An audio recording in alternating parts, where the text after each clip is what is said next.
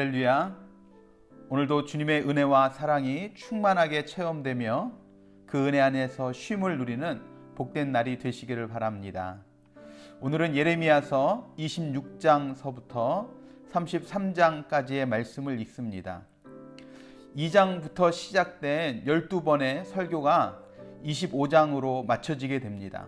25장까지는 유다에 대한 책망의 내용이었다면 이어지는 26장서부터 29장의 말씀은 예레미야를 둘러싸고 일어났던 사건들과 그 사건들을 전후로 해서 하나님께서 주신 말씀들을 선포하고 있습니다.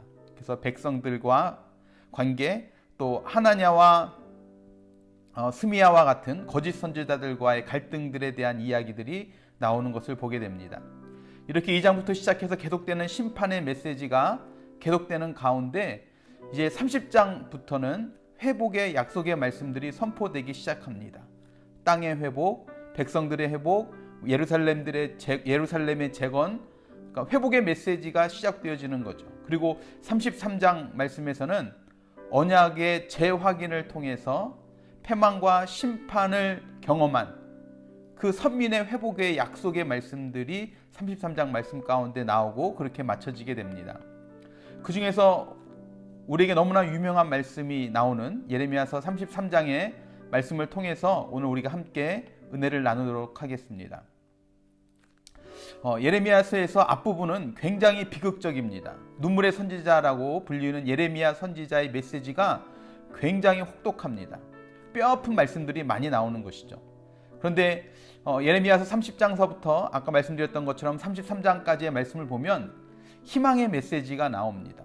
절망이 가득한 상황 속에서 예레미야 선지자는 희망의 메시지를 전하고 있는 것이죠. 특히 예레미야서 33장은 예레미야서에서 전환점이 되는 전환점의 시작하는 부분이라고 우리가 볼 수 있습니다. 본문 예레미야 33장 1절 말씀을 보면 예레미야가 아직 시위대 뜰에 갇혀 있을 때 여호와의 말씀이 그에게 두 번째 임하니라 라고 말씀을 합니다. 예레미야의 상황이 나오죠. 예레미야는 지금 시위대 뜰에 갇혀 있습니다. 선지자가 갇혀 있다는 것에서 시대적인 상황을 우리가 알 수 있다는 거죠. 어두운 시대요 위기의 상황이었다 하는 겁니다. 바벨론의 군대가 유다를 점령했습니다. 예루살렘의 성전이 무너지고 성전이 회파되어졌습니다. 침략자들에 의해 유린당한 상황이었습니다. 유다의 왕조는 기울어져 버렸고 마지막 왕이었던 시드기야가 볼모로 잡혀갔습니다. 총체적인 난국이라고 이야기할 수 있는 상황입니다. 눈에 보이는 현실은 비극적이고 부정적입니다. 예레미야 자신도 갇혀있기 때문에 선지자로서도 할 수 있는 것이 하나도 없는 상황입니다. 이런 때에 무슨 일이 일어났습니까? 1절 말씀에 이야기하는 것처럼 여호와의 말씀이 그에게 임하셨다라는 겁니다. 그 누구도 어찌할 수 없는 상황에서, 심지어 예레미야조차도 아무것도 할 수 없는 상황에서, 소망이라고는 찾아볼 수 없는 그런 상황에서 하나님의 말씀이 임했다는 것, 선지자에게 하나님의 말씀이 임했다는 것은 하나님이 임했다는 것이고 하나님이 일을 하신다라는 의미입니다. 여러분, 위기의 상황에서 선지자들에게 필요한 것은 선포할 말씀입니다. 그 위기의 시기에 선포할 말씀이 없다면 그것은 선지자로서도 그 사역으로서도 그 나라로서도 끝인 것입니다. 여러분, 우리들도 마찬가지입니다. 세상은 환경과 상황을 보고 그것으로 성공과 실패를 이야기합니다.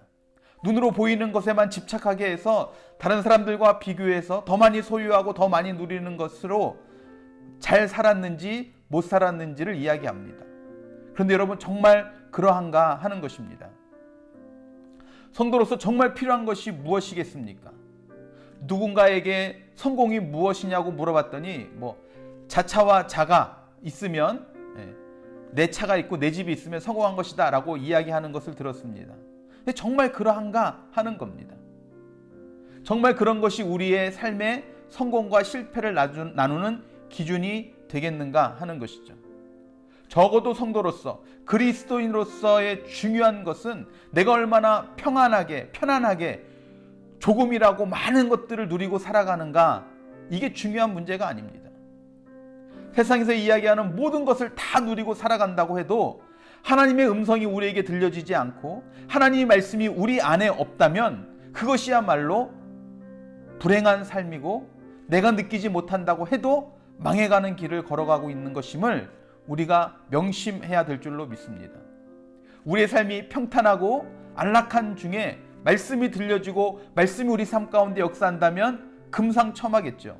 하지만 큰 고통과 환난의 날, 고난의 연속적인 파도 앞에서도 하나님의 말씀이 들려지고 하나님의 말씀이 우리 안에서 역사하신다면 우리에게는 소망이 있고 희망이 있고 그로 인한 축복이 우리에게 있는 것을 여러분 믿으시기 바랍니다.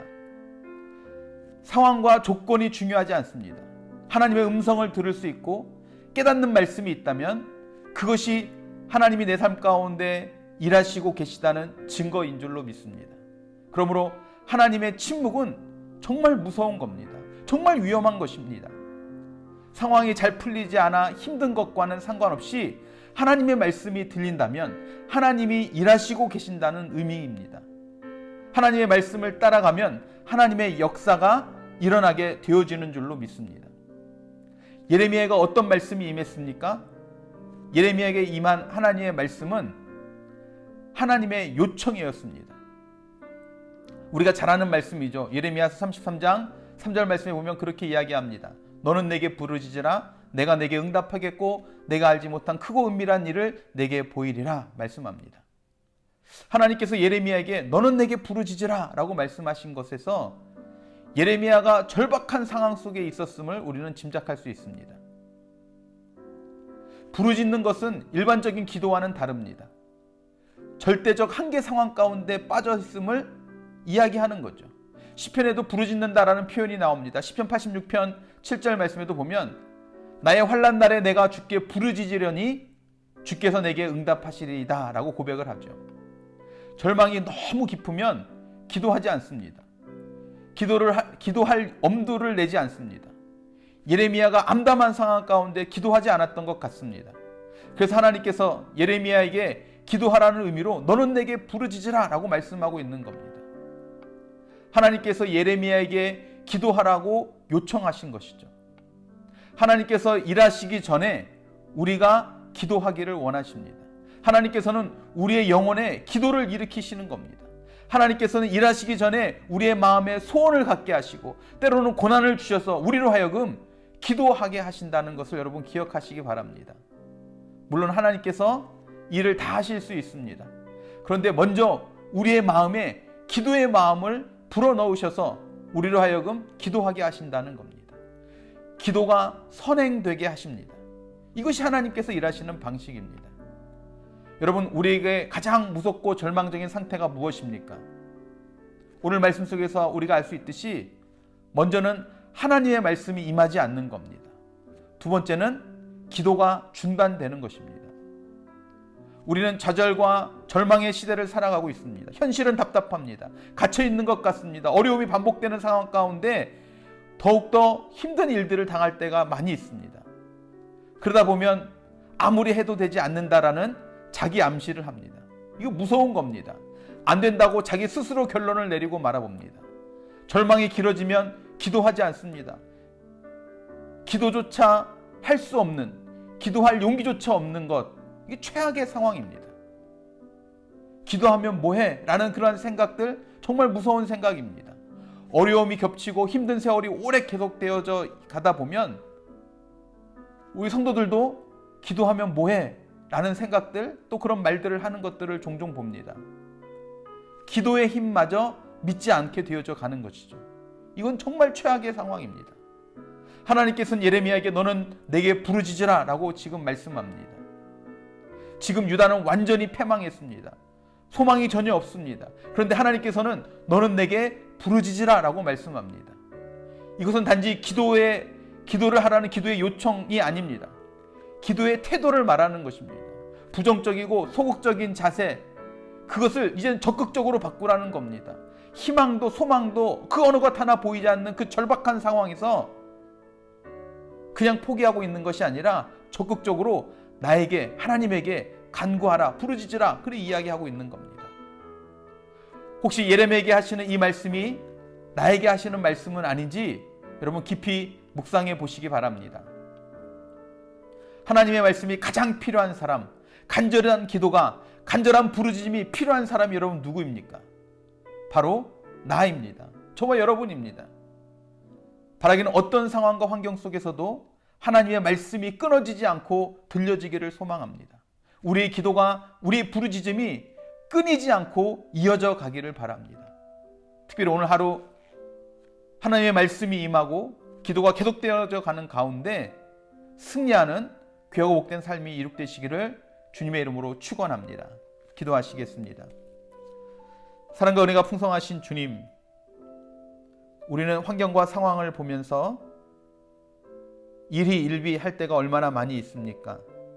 하지만 우리에게 중요한 것은 상황과 환경이 아닌 하나님의 말씀이 지금도 나에게 들려지고 있는지, 하나님의 말씀이 지금도 내 마음 가운데, 내 삶 가운데 역사하는지, 이것이 정말 중요한 문제임을 우리가 다시 한번 기억하게 하여 주시옵소서.